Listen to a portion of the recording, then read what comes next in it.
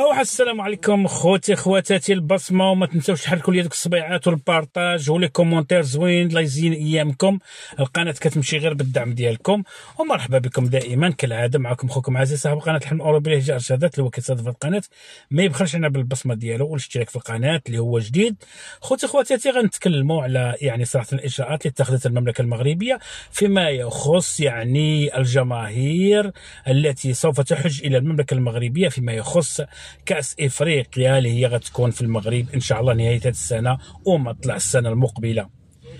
ولهذا هذه الإجراءات نعم بالفعل صحيحة، خبر حقيقي اللي عنت عليه الخطوط الملكية المغربية الأرام هي اللي عنت على هذا الخبر. بالفعل هناك إجراءات لبعض الدول، الجماهير اللي تابعة لبعض الدول، ربما منهم السنغال وبوركينا فاسو، ربما هم أو 6 دول أو 7 دول. المهم ما علينا، كل ما يهمنا في الأمر ما هو الدول العربية اللي يشملها هذا الإجراء هذه، وهي هي الجزائر عفوا وتونس. احنا كنعرفوا الجزائر والتوانسه صراحه شعب عربي مسلم امازيغي، ولكن مؤخرا كنعرفوا هذه الفتنه اللي هي واقعه في منصه التواصل الاجتماعي، ومن حق المملكه المغربيه تاخذ الاجراءات ديالها. واي دوله عندها تظاهره كبرى الا وكتقوم بتدابير قانونيه من اجل الحفاظ صراحه على البلاد وعلى الملتزمات ديال الملاعب. وكيف ما كنعرفوا حنا شنا الجمهور الجزائري في المباراة الأخيرة اللي هي جراها المنتخب الجزائري مع غينيا في الدار البيضاء، شفنا الجمهور الجزائري ورغم كانوا قلال داروا هيلا تما.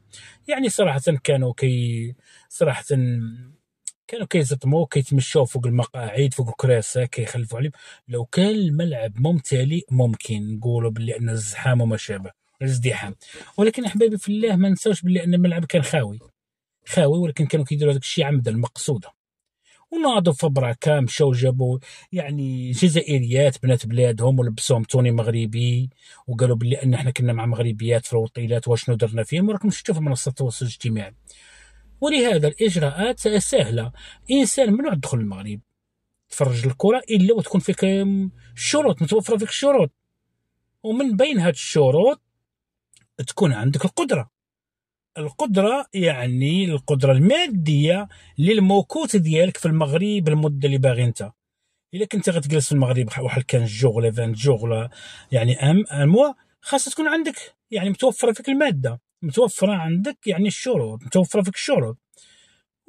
باش يجي من هو تكون عندك تذكرة بعد هذه المباراة، يكون عندك حجز فندقي مخلص، ماشي ريزرفاسيون كتجيبها من هكذا من اي سيت انترنت وصافي لك تما، لا خاصك تكون مخلص وعندك التذكره الذهاب وعوده باش نعرفوا شكون اللي غادي يدخل البلاد، وخاصه من هاد الاخوان هادو كالجزائريين وبعض من التوانسه، لان عندنا بيننا وبينهم فتنه.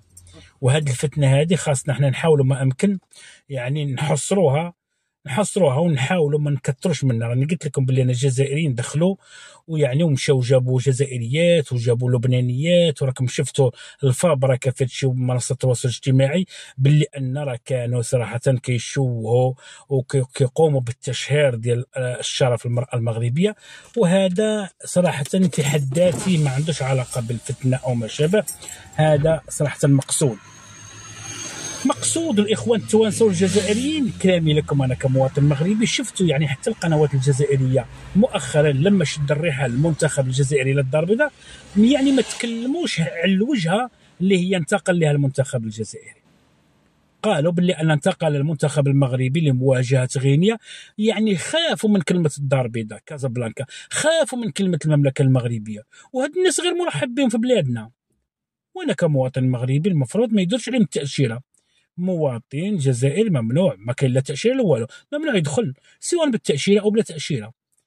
وصدق من قال السفير التركي لدى الجزائر اللي هو صرح مؤخرا في بحر هذا الاسبوع هذا باللي ان في شبه كان تصريح له مع شبكه الاناضول التركيه اذاعيه باللي ان 20% من الشعب الجزائري كلهم اصول ديالهم كراغله من تركيا، وعدة تقاليد وعدة أكلات متشابهة ما بين الجزائر وتركيا. والباقية كتكون فيها تقريبا 70% أو 60% اللي غير كيكونوا فرنسيين، وعندهم واحد النسبة قليلة اللي هي 5% و 10% من المغاربة الأحرار ومن التوانسة الأحرار، وكذلك موريتانيين أو ليبيين. باش نكونوا واضحين. هذيك بلادنا وحنا احرار فيها، نفرضوا التاشيره على من بغينا ندخلوا اسرائيل وما ندخلوش الجزائر سي نورمال، لان البلاد العادو، البلاد اللي كيدعي باللي ان دوله اسلاميه وما شابه وعروبه وما شابه، اللي هي باغا تقسم بلادنا، واش غادي نرحبوا بالجمهور ديال الشعب ديالها؟ لا يعقل، لا يعقل. البلاد اللي هي منعت الطيران المغربي المدني يعني من المرور من الاجواء الجزائر، واش هادو اعداء او لا دوله شقيقه؟ بلاد اللي هي فرضت على المغاربه بجميع اشكالهم يعني التاشيره، اش غتنتظروا منا؟ تنتظروا منا نرحبوا بكم؟ يعني اللي خدا هذا القرار هذا مسؤول مغربي مغفل، يا ريت توصلوا لي هذا مغفل.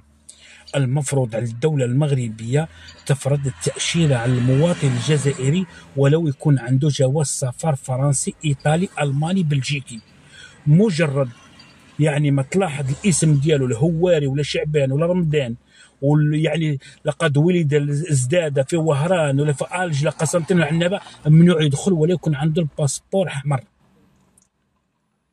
والله العظيم بالله يا ريت انا كمواطن مغربي لو كان عندي انا 1% في الحكم في المغرب، الجزائر ما يدخلوش، لان شفنا منهم الويلات، شفنا منهم الكراهيه والحقد، البلاطوات الرياضيه ديالهم، مسؤولين الشعب.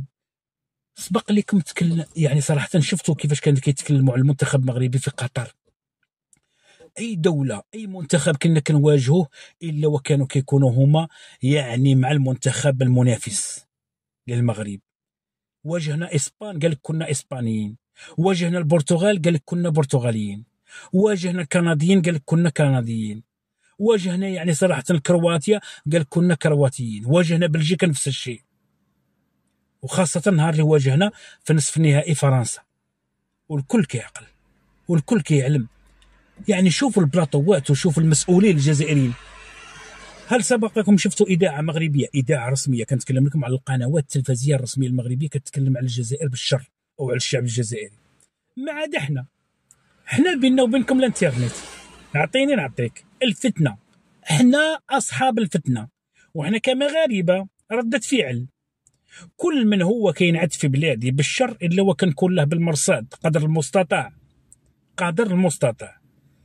والفتنه بيننا وبينهم عن حد الانترنت، لما كتسالي الانترنت صافي كتسالي الفتنه. ملي كيمشي الويفي صافي ما نقدروا ما نقولوا، ملي كيرجع عندهم الويفي ورجع عندنا الويفي راه نعطيني نعطيك. ولكن مستحيل ومن سابع المستحيلات العلاقات يعني ترجع ما بين الشعب المغربي والشعب الجزائري كما كانت عليه من قبل، مستحيل.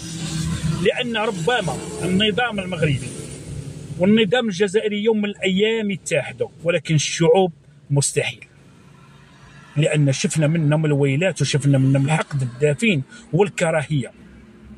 والمغرب من حقه يفرض التاشيره على هذا النوع كذا بشر. اما الاخوان التوانسه راكم غير جيتوا في الطريق، اخوان التوانسه خاصكم تعرفوا باللي ان الرئيس ديالكم هو اللي دمركم. الرئيس التونسي قيس سعيد صراحه اللي هو شد الاحرار وجز بهم في السجن، هو اللي دمر ورجع لتونس يعني الوسط القرون الوسطى، ولا معتمده. اصبحت تونس ولايه من ولايات الجزائر. اصبح المواطن الجزائري كيجي لتونس كسائح وكيسب التوانسه، وعده يعني فيديوهات في منصات التواصل الاجتماعي اللي هي كتاكد يعني جزائريين سياح في تونس وكيسبوا الشرف التونسيه والشرف التونسي، وكيتظاهروا باللي ان الجزائر احسن من تونس ولا جيل تونس. ما دام الجزائر احسن من تونس لا جي انت لتونس.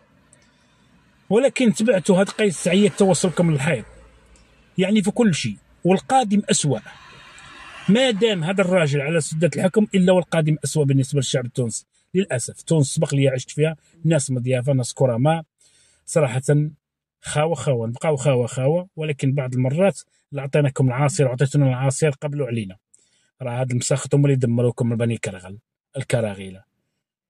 والقانون خاص اي جزائري خاصو يجي يكون عنده المقدور ديالو باش يدخل المغرب يتفرج الكره. هذيك بلادنا وحنعرف احرار فيها. عندك القدره الماديه الماليه مرحبا بك، يعني خذ تاشيره واجي.